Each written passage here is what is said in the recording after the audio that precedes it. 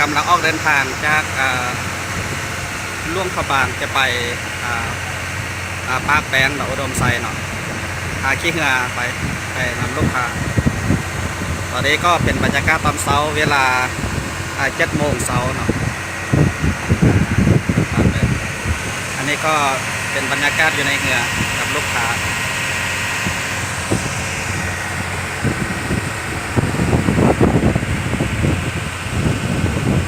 ตัวนี้จะเป็นขั้วเส้นทางรถไฟเนาะจากประเทศจีนเข้ามาในนครหลวงประเทศลาวอากาศดีไล่ตอนเช้ามองก็พุ่มมาปูเรือนอยู่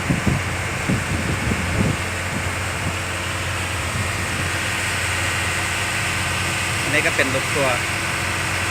บางคนยังเง่านอนอยู่เพราะว่าเมื่อวานนี้ไปเฮ็ดกิจกรรมกินเหล้ากินเบียร์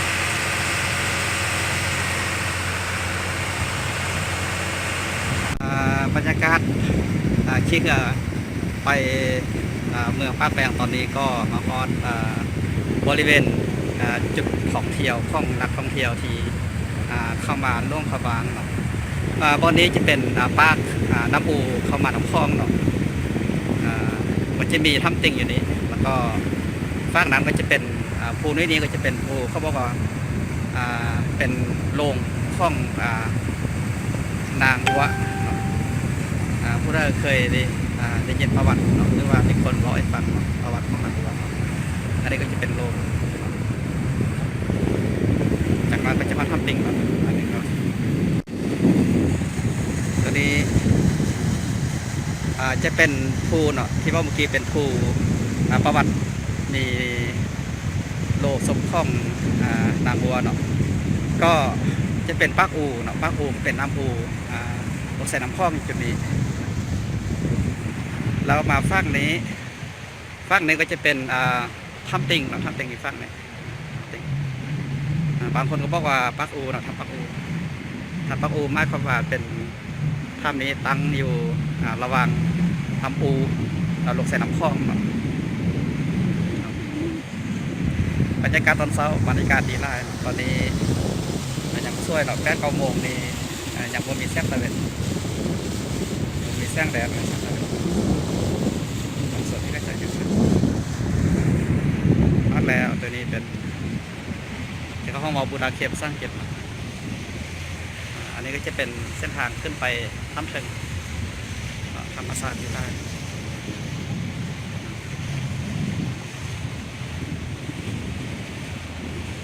ตอนเช้าก็ยังบ่มีแขกเนาะปกติเราเหงื่อแขกมาแต่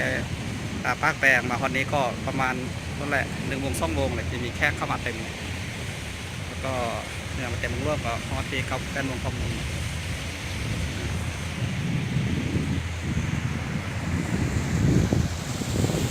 อันนี้แม่น้ำอูเนาะน้ำอูที่ไหลเส้นทบกับน้ำคลอง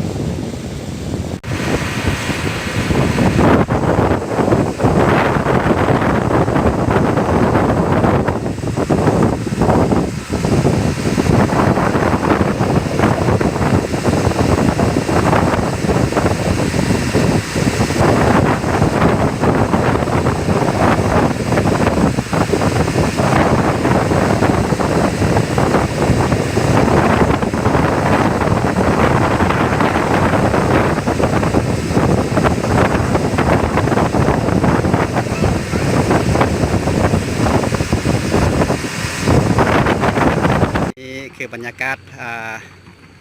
มาฮอตบอนแคกนอนเนาะเฮือนปลาสดเนาะโฮมสเตย์วันนี้เขาขี่เรือมามุดมือขี่เรือมุดมืออันนี้ฮอตบอนแคกนอนเนาะอันนี้ก็เรือจอด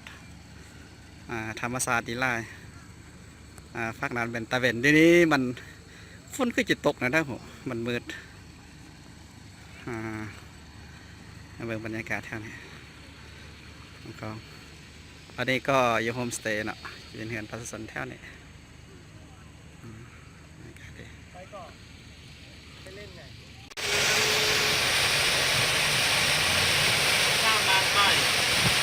อันนี้บรรยากาศอยู่เมืองปากแปงตอนเช้าตอนนี้เวลาประมาณ7 โมงบรรยากาศดีมากออกจากเมืองหลวงมาเมื่อวานนี้มาฮอด โฮมสเตย์ครับวันนี้ก็ชุดตอนตอนเช้าออกจากโฮมสเตย์มาปางแปงอันนี้บรรยากาศตอนเช้าของปางแปงอากาศนี่เขาบอกว่าอากาศสดก็เก็บเอาเฟรชแอร์เห็นโอ้ภูหน่อยที่มีมองเข้ามาสุด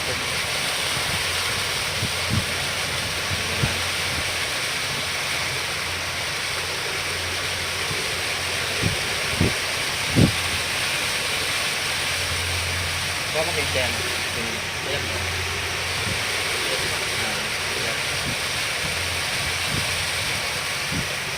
ผู้ป่วยโปรแกรม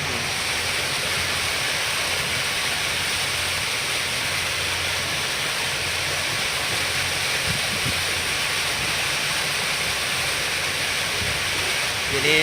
ปากแบกเมืองปากแบกฮันโมเป็นแบกท่องเที่ยวแต่ว่ามันเป็นเมืองที่เพื่อต้องมาจอดนี้เนาะส่วนออกจากบอกแกวมาปากแบกเรามาจอดอันนี้ก็เพราะเวลานี้มันจะประมาณ4 โมงแรงเพื่อมันจะร่วมมันจะมาจอดนี้4 โมง 5 โมงแรงมาฮอดนี้ก็จะเป็นต้องไปจอดเมืองปากแบกเป็นเมืองน้อยๆมีพลเมืองเนาะครอบครัวอยู่นี่ประมาณ2,000 กว่าครอบครัวนี่แหละ7-8 ปีล่างนี่เป็นโฮมสเตย์บ่มีคนมาอยู่ต่อมานี่หลังจากที่เรามาจอดเรามีแค่เข้ามาเที่ยวคนในเมืองก็เข้ามาพัฒนามาเฮ็ดทานอาหารโรงแรมบ้านพักเนาะแล้วก็เดี๋ยวนี้ก็เป็นตัวเมืองน้อยของเมืองปากแบน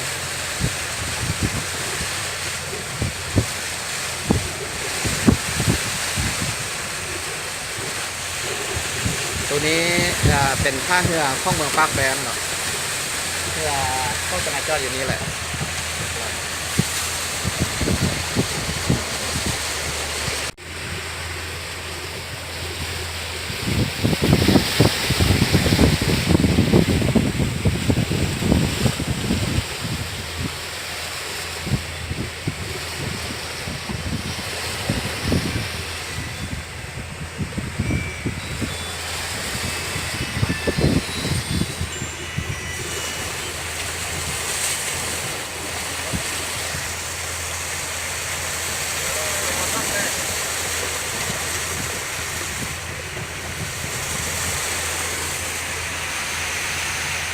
จะคล้องเรือ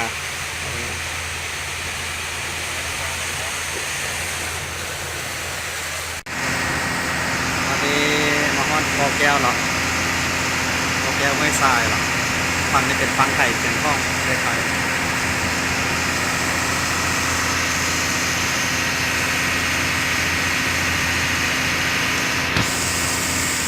คนอยู่แถวบานดานก็จะข้ามไปฟังไทยไปซื้อเครื่องบริโภคอุปโภคโดยข้ามไปข้ามมายังไงล่ะ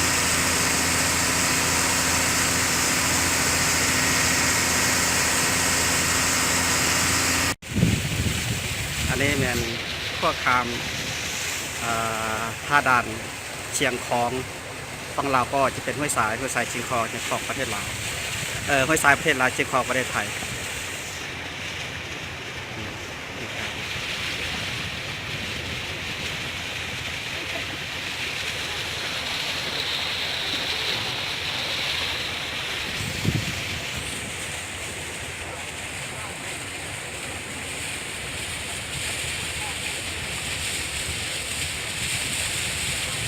ธรรมศาสตร์ท้องฟ้าสีคำเนาะฝนนั้นน่าจะเป็นฝนตกแล้ววันนี้อากาศแดดบอกเลย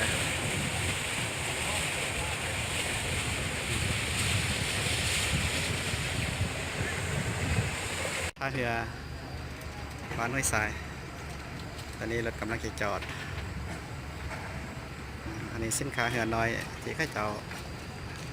เอาสินค้ามาที่ไทยแล้วกับคนโดยสารไทยไปลาวมาไทยอันนี้ท่าเรือเมืองห้วยทรายจากรถขบวนมาจอดนี่หมด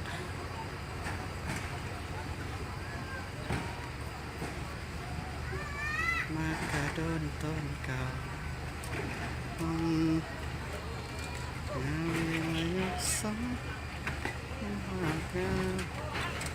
สาวงามแดงดอก